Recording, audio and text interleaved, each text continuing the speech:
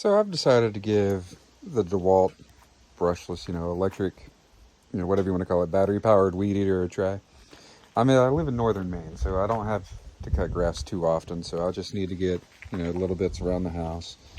You know, um, so I've got to give it a try, and while I'm at it, just do an unboxing and see what all's there, what you expect to get when you get it, and go from there. So I got the box out.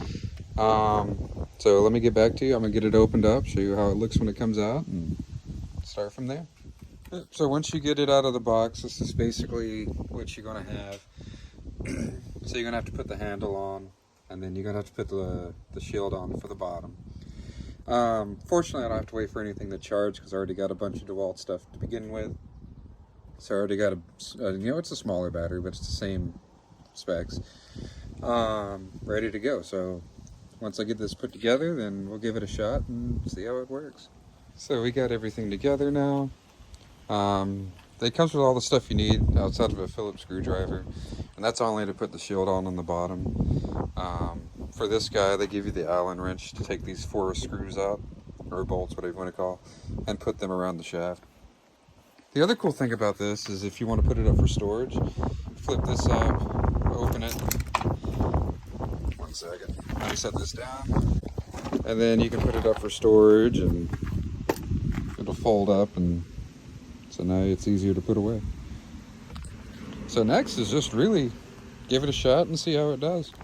So right here we got the wife. She's gonna give it a shot.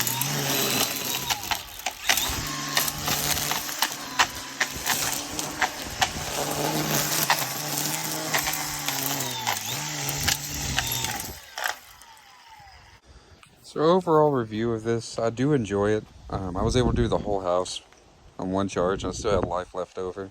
The thing I don't like is I think the shield for the bottom is a little too small. Outside of that, it worked out great. It's light, That's the reason I had my wife do it the first time. I mean, she's 8 months pregnant, 7 months, just to prove, that this is an easy machine. This one, I had it set all the way back. I think next time I'll move it up to, closer to the front. That way you get a little more leverage. It's not as hard on your hands. And I did the whole house on low. So, I mean, you got 2 settings, high and low. But I did the whole thing on low and did perfectly fine. The other thing is, to use it, you have this thumb trigger, and then you can pull the regular, oh, my bad. Yeah, you have the thumb trigger, and then you got the trigger on the bottom. You have to push this one to push that. But as you can see, you don't have to have your thumb on that all the time. You just, like that.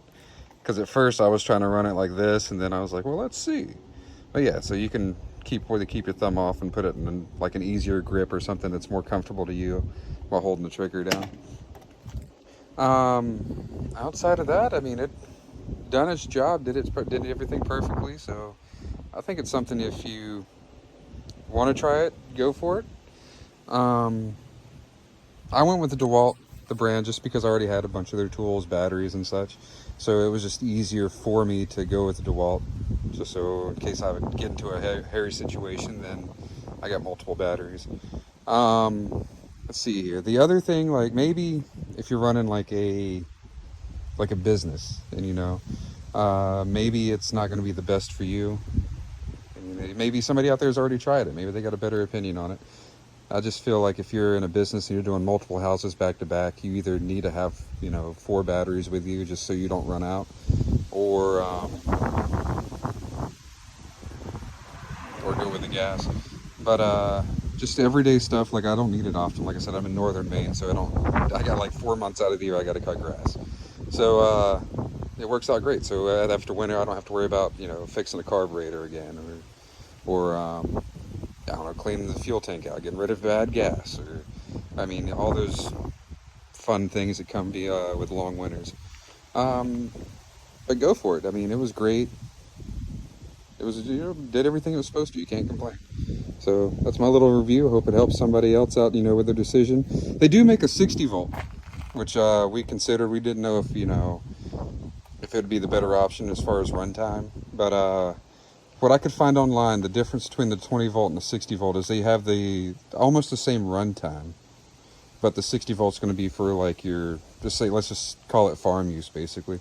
So any of your heavy duty stuff, things you might have to put, like blades on the end of the weed eater or something, that's going to be kind of what the 60 volts for. So 20 volt will work great for everyday home use kind of thing. So give it a shot. Let me know what you think.